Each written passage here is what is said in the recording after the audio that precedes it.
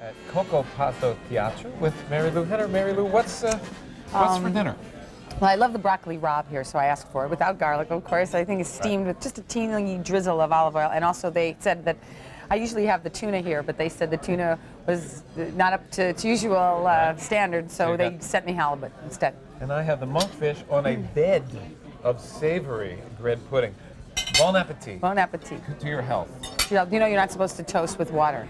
In fact, if you're at a table, in Italy and one person has water, they throw the wine out because it means someone in the group is going to die.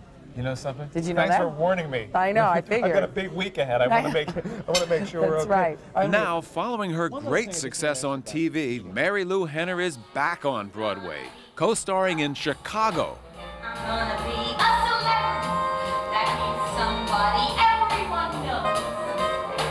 They're gonna recognize my eyes, my hair, my teeth, my boots, my nose. So, how are we enjoying Chicago? I'm having the best time. It was always, I mean, really, this is where I always thought I would spend my entire career. I always thought I would just be on Broadway my whole life. I started on Broadway. I did 4 Broadway shows, you know, and then actually I did 3 Broadway shows before I moved to Los Angeles. So I always thought that this is what I would do for my career.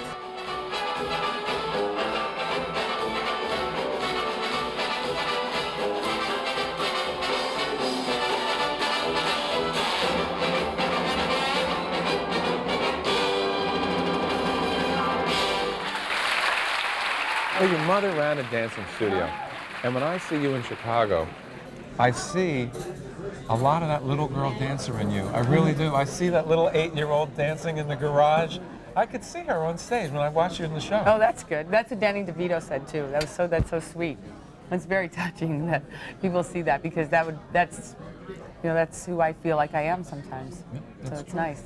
And it's wonderful to be back in your dressing room, knowing you're going to go out there. Oh, every night is a new adventure because it's a whole new audience. It's a new relationship with them. A few days before our corner table lunch, while the audience was gathering for the show, I went backstage to visit Marilu in her dressing room.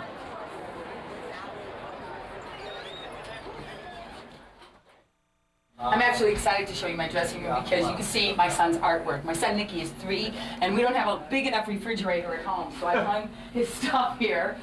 This is the first thing he did in camp, you know, and this is something I think his work shows like great movement. It shows he's a child too. It shows he's a child with a great spirit. And this is something he said. This is a girl twirling her skirt for your dressing room, Mommy, because you dance in the show. How old is little Nicky? 3, and then I have a 20-month-old as well.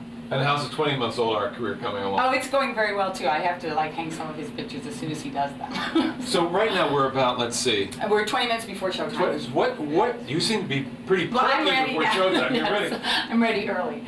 What's your food habit at this point? When have you eaten? Oh, I ate earlier today. I usually eat like 4 hours before the show. Right. You know, and the only thing I'll eat maybe 2.5 hours before the show, you're going to laugh, is seaweed. Because I get this great seaweed salad from the Zen Palette. And the seaweed just makes me, you know, really quite energetic. Seaweed? I eat a lot of seaweed. What rituals go on here in your dressing room? Well, I get here 2 hours before because from 6 to 6:30 I work out. I do my dance routine and Pilates routine, and so I do my physical warm-up. Between 6:30 and 7 I do my makeup. From 7 to 7:15 I do my hair, and then from 7:15 till like 7:45 you know, or like a matinee time, yeah. You know, it's like 1:15 to 1:45. I'll do my vocal warm-up and visit with people or, you know, whatever. So my vocal warm-up takes about 20 minutes. Sometimes I'm down, sometimes I'm up, but he follows around like some droopy-eyed pup. The dressing room has personal touches like dried opening night flowers, notes from pals and castmates, a good luck teddy bear, her son's preschool class picture, and an ample supply of makeup. It's tiny, but Marilu's actually lived in smaller spaces. You know where I lived? I used to live in the building called the Langham, which is on I guess it's 135 Central Park.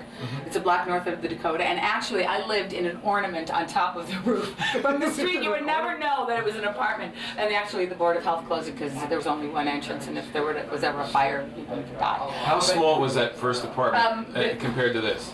Well, imagine this section right here, so it doesn't have that. It was the entire apartment, and then there was a little teepee above it. So it was there was this tiny little spiral staircase that went up to the bedroom. And you couldn't even stand. And what were your dreams in those days? When you used to fall Well, I asleep. was on Broadway already. Ooh, so what were you doing? I was doing the show Grease, but actually, and the show Pal Joey. But I was actually, my dream was to have a party on the roof because I had roof rights, so I could get like 2 people in my apartment, but 150 outside of my apartment. Fabulous. Awesome. A dear friend and lover from those old rooftop days was a hungry young actor named John Travolta. Marilu once took him a pizza all the way from Chicago to Cleveland. We were in the National Company of Grease. We were in Columbus, Ohio, and you know, Uno's Pizza is so famous. I was eating cheese and meat then, so he wanted it, and I said, okay, I'll bring one back for you. And I went home to visit my family one weekend, so I got one. And they half cooked it for me, so I brought it back, and it was when I took it through the metal detectors, the whole thing was wrapped in aluminum foil, so it sort of set off the metal detectors and everything. I'm having a beautiful watermelon parfait, and my guest is having absolutely zero, nothing, nada, no dessert. Well, I'm not having any dessert because we've been eating and talking. We have been eating. Plus, I have a show to do, so I don't want to eat that much before the show. Yeah, right. But also, this is probably the worst thing you could eat after a meal because it's it really just kind of ferments everything that you just ate. But it's fine. Listen, you know what's the #1 thing I believe in with food? Whatever you eat, do it with gusto, because the anxiety of eating something that you don't feel right eating, that's gonna be worse for you. That's gonna keep you from digesting than if you just eat whatever you eat with a lot of gusto. I'm gonna have gusto. Good. I want to find out what it was like with you're one of 6 children. Yes. Polish father, Greek mother. Greek mother. What was the dinner table like in the lovely Henner household when you were 12 years old? It was just chaos, pandemonium. I mean, we had, my house, we had this dancing school in the backyard with about 200 students between the ages of 2 and 80, including the nuns who came over for stretch classes. And in our kitchen, my mother ran a beauty shop. The nuns came over for stretch classes? My mother saw them without their habits because she also cut their hair. Because in our kitchen, she ran a beauty shop with about 25 women from the neighborhood coming in. So we didn't have a refrigerator in our kitchen. Our refrigerator was downstairs. We had a blue hair drying chair in our kitchen.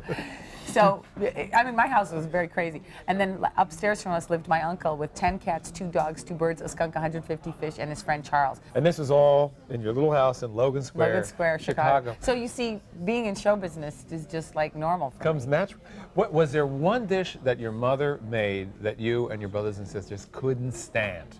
You know what? I could not eat mushrooms as a kid. Mushrooms. So if my mother cooked mushrooms, I couldn't even be in the house. And now they're my favorite food.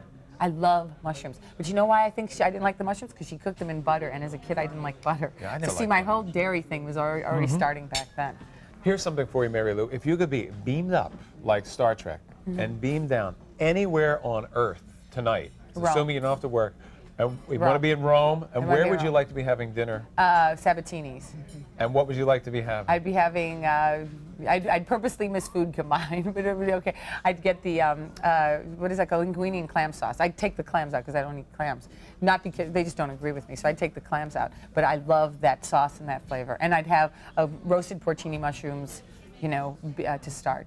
Roasted porcini mushrooms? It's porcini mushroom season. In fact, I can't believe I'm not in Rome right now. Here's another one. Okay. Let's go 10 years into the future. Okay. Right. We come back, God willing.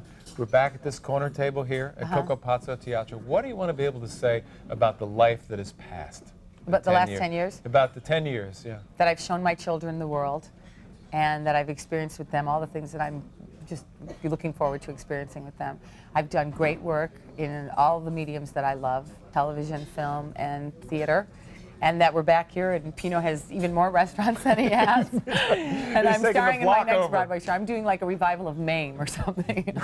Tom, may I have that wine for our toast? I thank you. That's right, because I told you you can't do it with water. We'd like to close each corner table show. I ask you please to make a toast to our... Okay, well, I'll do our Henner toast. I mean, we always have this toast at every meal that we all share together, Thanksgiving or any holiday. Okay. And this is to health, wealth, love, and time to enjoy them all. To health, wealth, love, and time to enjoy them all. Amen. Thank you Amen. very much, Marilu Henner. I'll drink to that. And thanks for being with us.